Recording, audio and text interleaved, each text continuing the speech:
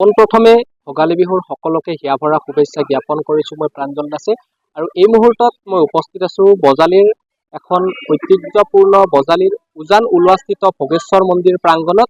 আৰু প্ৰতি বছৰৰ সমান্তৰালভাৱে এইবাৰো 5 দিনীয়া বিশেষ কাৰ্যসূচীৰ জৰিয়তে তেখেতসকলে ভোগেশ্বৰ মন্দিৰ প্ৰাংগণত মাঘী উৎসৱ অনুষ্ঠিত কৰা পৰিলক্ষিত হৈছে।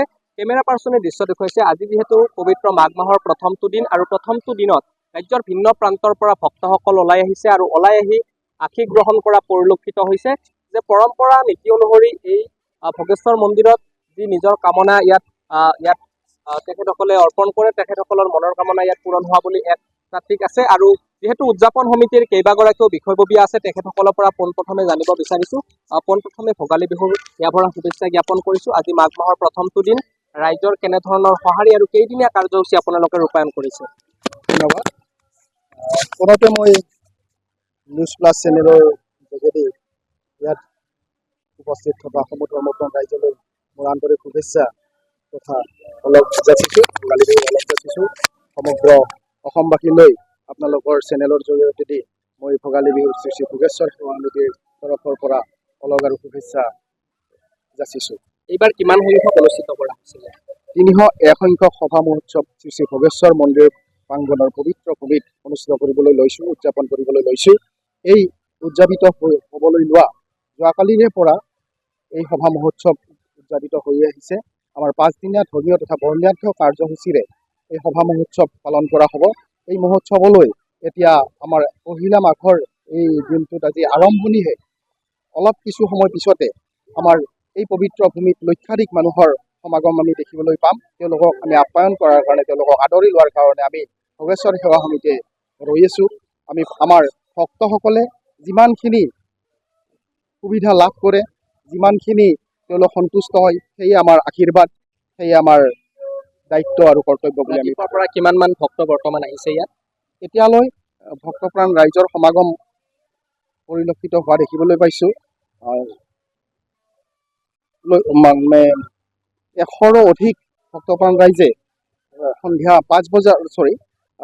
ৰাতিপুৱা 5 বজাৰ পৰা সেৱা জনাই আহিছে আৰু পৰৱৰ্তী সময়ত আমি বহুখিনি ভক্তৰ সমাগম দেখিবলৈ পাম বুলি এনেধৰণে ৰাজ্যৰ ভিন্ন প্ৰান্তৰ পৰা ৰাতিপুৱা 5 বজাৰ পৰা ভক্তৰ কাৰণে দুৱাৰ মুকলি কৰি দিছে। আৰু দুৱাৰ মুকলি কৰাৰ পিছতে আচলতে সকলোৱে ইয়াত উপস্থিত হৈ ভোগেশ্বৰ মন্দিৰত সেৱা কৰা পৰিলক্ষিত হৈছে। আৰু প্ৰতি বছৰৰ সমান্তৰালভাৱে এইবাৰো ক'বলৈ গ'লে উদযাপন সমিতিৰ বিষয়ববীয়াসকলে জানিবলৈ দিছে, এইবাৰ 301 সংখ্যক যি ভোগেশ্বৰ মন্দিৰত মাঘী উৎসৱ অনুষ্ঠিত কৰা হৈছে। আৰু এই মাঘী উৎসৱৰ কাৰ্যসূচীত বিভিন্ন প্ৰান্তৰ পৰা আচলতে ভক্তসকল আহে আৰু ভক্তসকল আহি নিজৰ মনৰ কামনা অৰ্থে এই মন্দিৰত আচলতে পূজা অৰ্চনা কৰা পৰিলক্ষিত হৈছে।